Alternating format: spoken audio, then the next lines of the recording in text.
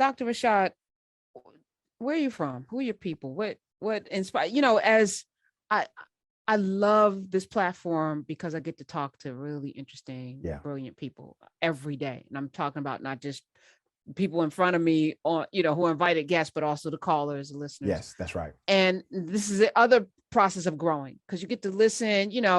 I didn't necessarily agree with Pam, but then she made her case, and then you came in and made a case, and I'm like, oh, okay, I didn't see it that way, which is what we should be like. Let me broaden my view on this so I can see more of it. Because if you're myopic, then you get stuck and you think you're right, but you can't see the full picture. Our job is to broaden our picture so we can see more things, to have an informed opinion. What made you who you are? Where you from? Who's your people? Who inspired you? I was born in a place called Albany, Georgia, but I've been in Metro Atlanta since I was about 10, 11 years old. I became a foster child. I went through 5 different foster homes. I got caught up in gang life. I was raised. Pause. You no. What happened at 10 that put you in that situation? It's a long story. And the reason why I'm not going to go into detail is because literally my biological mother, who's involved in that story, just passed away a few days ago. And I'm actually laying her to rest this week. So I won't go into, and that's fine. I won't go into that part of the story too deep, but there was a conflict and it involved another man who physically abused me. And it led to me being excommunicated. That's right. From that home. So I get to the Atlanta metro area. I actually So first day in foster care. Yeah. I'm sharing with people, I'm reading Viola Davis, who had probably one of the most horrific childhoods that I've read, somebody that we know that's so successful. Xavier Pope, also a similar situation. He and his twin sister, he's a sports attorney in foster care. 99.9% of people in that system get broken, but the ones that don't, the ones that break out of a situation become some of the most incredible human beings. But that's not the norm, right? Yeah. So what was it about you? Let me tell you what happened to me. I was raised a gangster disciple. I actually do gang deprogramming today. I do peace treaties from Atlanta to Chicago. So I'm still connected to that culture in a positive way. All right. I'm not competition. I'm proof that it can be done. I'm literally a college professor at the same college I used to trap outside of as a teenager. So these stories are real to me, and I make sure that everyone in front of me is aware of these stories. So here's what happened. At 17 years old, Karen, I get arrested for a felony. Nothing new. By this time in my juvenile life, I have been arrested roughly 8 times. This was number 9, not a problem. I'm in the back of this police cruiser and I noticed he's headed in the wrong direction. I said, listen, man, juvenile, Panthersville is this way. And he looked back at me, he said, son, if you're going to break the law, you need to learn it. Georgia had just passed a law that said all 17-year-olds will be adults in this state. Now, the reason why that law was passed was to lock young Black men like me up and throw away the key before we turned 18. That's why that law was passed. The district attorney in the county that I got arrested in did not like that law, but he was powerless to change it. So he created a policy at the DA's office. He said, no matter what the crime is, if they are 17, they will get an opportunity at the First Offender Act. That First Offender Act allowed me to get out of jail. That First Offender Act allowed me to get a GED. The First Offender Act gave me money to take my SATs, to prepare for my SATs. And that's how I started the trajectory for change. But I was still incarcerated, Karen, for 1 year. I was incarcerated for 1 year. I have no felony conviction on my record today because of that First Offender Act. But inside of that 1 year of incarceration from 17 to 18 is when I had my God experience. And it took me away from the negative elements of the community that I was raised in long enough for me to realize that I wanted something more. And then when I'm released, I could actually draw on the cultural experiences that I had through those multiple families that adopted me. Now, what I look at as adversarial became positive, because I had some experiences with these families, some great cultural experiences that some of my cohorts in the neighborhood didn't have. And that's how you get to the trajectory of Dr. Rashad Richey. The road to Damascus, what was the moment? What blinded you? Then the scales fell off. What happened? That's so deep, because there is one. I was locked up with a cat named Psycho from my old neighborhood. Psycho. Right. Let me tell you, when Psycho got in, I remember running to hug him, because finally I got somebody I know inside of this pod with me, right? And he hugged me back. I forgot I was incarcerated, Karen. And I said, Psycho, man, it's good to see you. And he pushed me off. He said, man, don't call me that. My name is Ronnie Purvis. He had just been transferred from another jail because of more charges he had to face, right?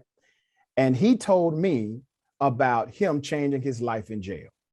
And I remember looking at this brother and I said, come on, man, you talking all that Jesus talk. Once you get released, you'll be right back to the same old cycle.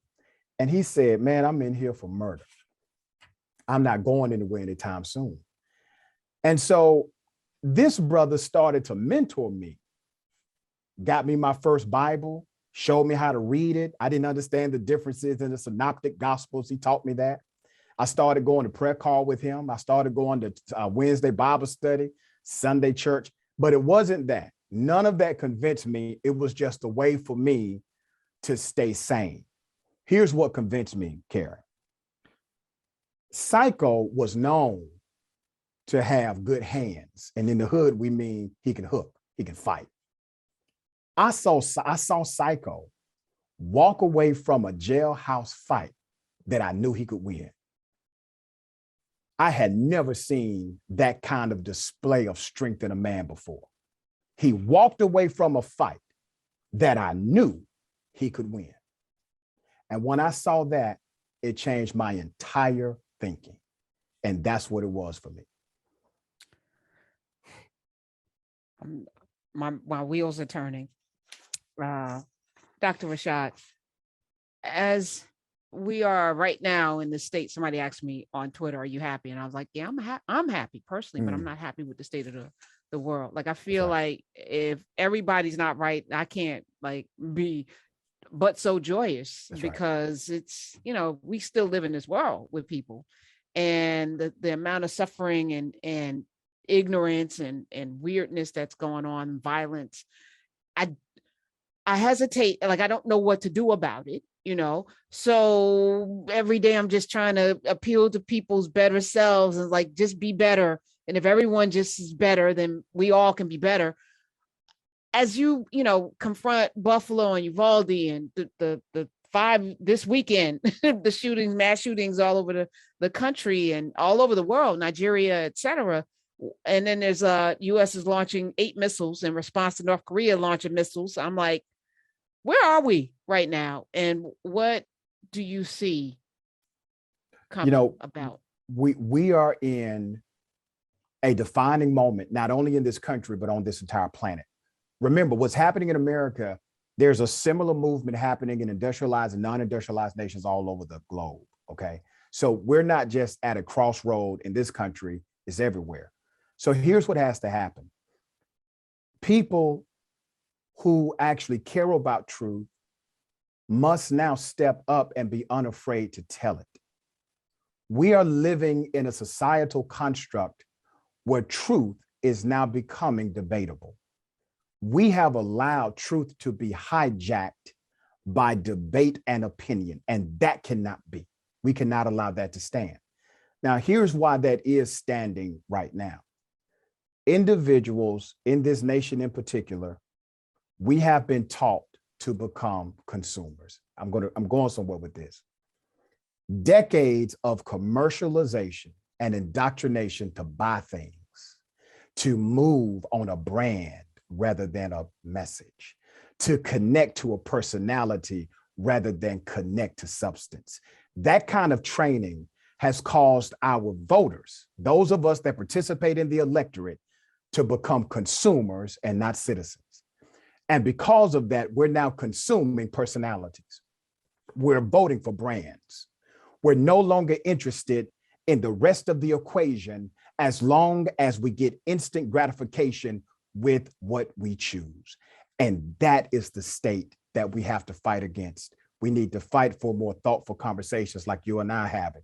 On my TV show, every day for the last segment, I bring in a Republican or conservative to debate me fully. And they get to pick the debate topic, not me, something no one else does out here in these streets, because I want to have an honest and open conversation about what they believe, their point of view. Now, I come on with facts all day, so it's going to be tough to beat me.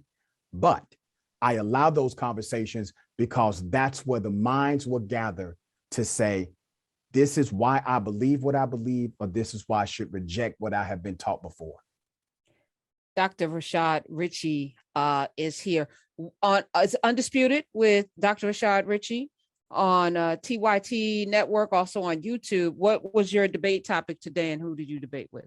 We debated, this was really interesting. We debated guns in America, the fascination with gun culture, the reality of gun reform, and how most Americans actually agree with it, but the elites at the NRA and Republican lawmakers do not.